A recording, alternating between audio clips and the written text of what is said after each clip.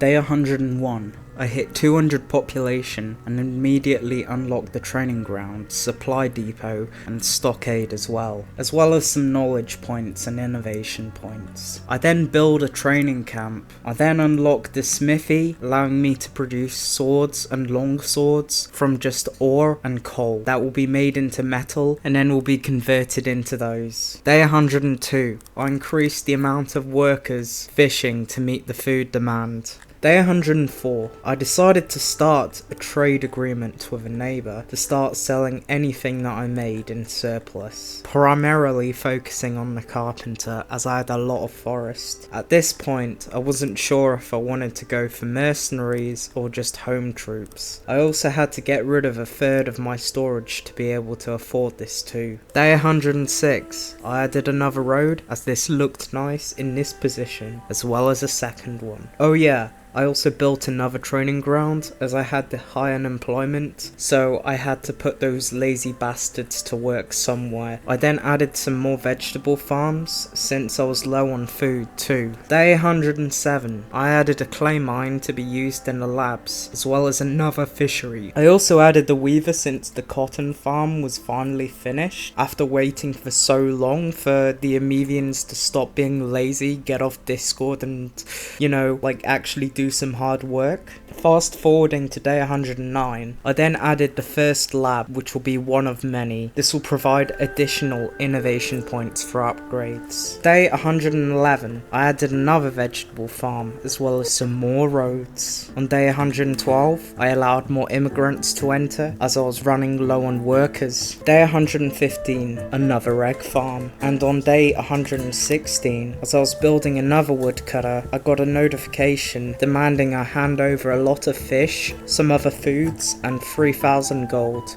in which case I kindly declined. At this point, I had about 100 recruits that could easily destroy a ragtag team of 30 bandits, and after some snapping back to reality, I noticed I needed to build more houses, so I placed them randomly throughout the map. I then extended the roads to the lake as the tunnel had been dug out. This area will be used for farming and a stone mine, but later on I'd capture a region that would provide me way more stone, and also Amevians don't like working in stone mines as well, so at least they'll be happier, but that's a spoiler alert. On day 118, I added the first warehouse, some homes, a janitor, and pretty much left the third settlement like that. And oh yeah, the ragtag team was kindly on their way to test my Amevian strength as I was building another training ground. As I was about to finish the training ground, they had already arrived. I was then teleported into a Minecraft flat world with about 75 of my Amevians geared up in only leather armor, despite having the vast amount of weapons that could smash these fools to pieces. Anyways, I positioned my army right in front of theirs, where I commanded them to charge, stunning a few of them in the process. Once in contact, I broke formation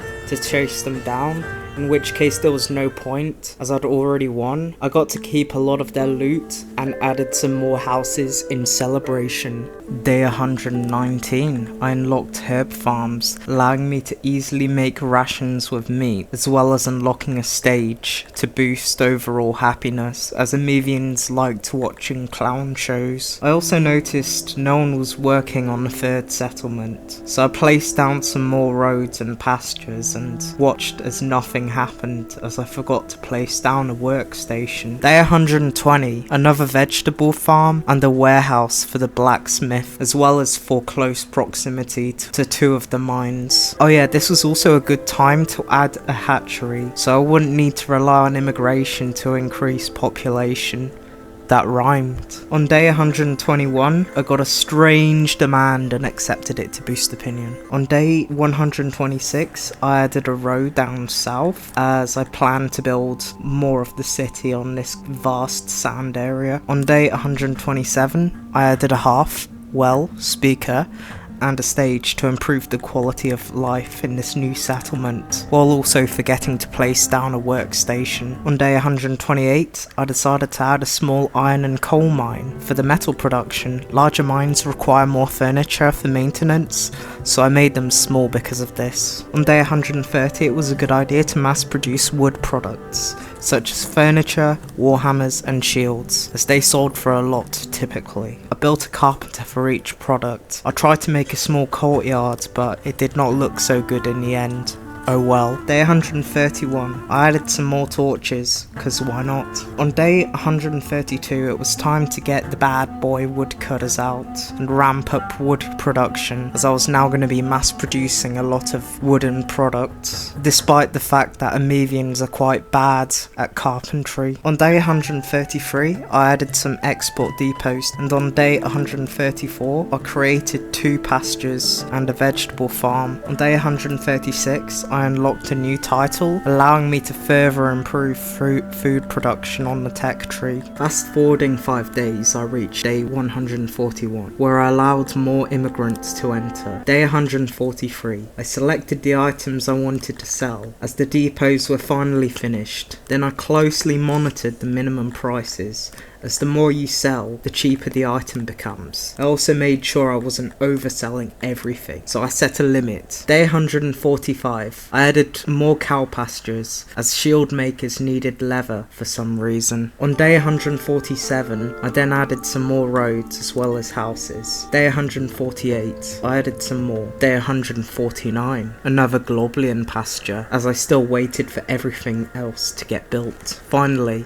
on day 150, I placed a workstation at the new settlement, allowing it to be built much faster. Day 157, to earn extra revenue to afford mercenaries, I decided to sell cloth, as there was a really large surplus and it wasn't really doing anything. 8 days later, on day 165, I then added a food stall to distribute to the new settlement as well. Day 60, I started 2 new herb farms, as herbs were used in ration production. On day 162, I added some more dirt roads and a woodcutter. On day 163, a carpenter as well, but for a localized supply. Day 164, I checked how much money I was making and had slowly been stacking them peas, as you Generation Alpha iPad kids would say. I don't know. On day 165, another farm, another dirt road, still waiting for construction to finish. Then on 166, my city had become so big it started attracting tourists who paid to visit, but I don't like tourists, so screw them. Oh yeah, I also purchased some herbs, as I didn't want to wait until autumn or summer to forage the small amount on the map. On day 167, another tunnel and a stone mine was added. On day 169, nice, I started work on the ration maker and created a small army division to raise loyalty on any new city that I captured. Day 170, increased the amount of fishermen and women, because I'm not sexist. On day 172, I added a fishery to the lake to prevent building extra haulers to transport food. Speaking of haulers, I then built one at the first settlement so that the carpenters could get stone to produce warhammers. Day 174, I added some more toilets. Day 175. I got this weird event I can't really do anything about, as most of my population were Muslim. There was no alcohol in the city, so yeah, no haram. Anyways, I built another mass grave by the mountains, as I noticed that if there would be any plagues, I'd need a fast location to prevent health from further getting worse. Day 176, I allowed more immigrants to enter. I had noticed my happiness was decreasing, so to compensate for this,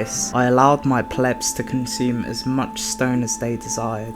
On day 182, I added a warehouse, only for storing a large quantity of rations for military supplies. I then added 3 army supply depots next to where the weapons, clothes, armor and rations were being stored. This took 2 days of my time. I mean in-game time, so please like the video if you want to see more content like this. On day 184, I was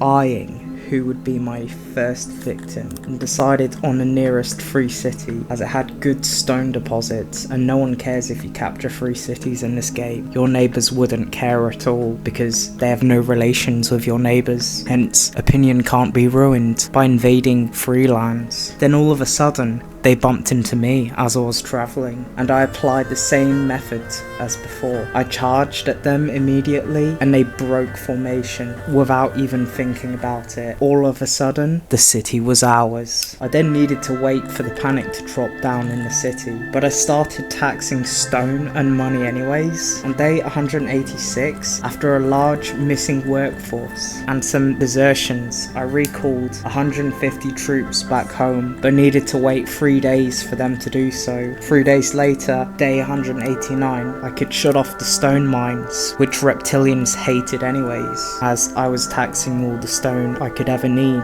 After a few days of waiting, I had about 50% support, and realised I cannot grow the city's population past around 150. Finally, on day 199, I built a smelter and a blacksmith to work on tall and longsword production. This would enable my troops to be much stronger, and it could also be used as another source of revenue in terms of trade. And that was another 100 days in Syx. Next episode, I plan to build a justice system, a library, capture another city, and much more. But until then, I'll see you next time. See ya.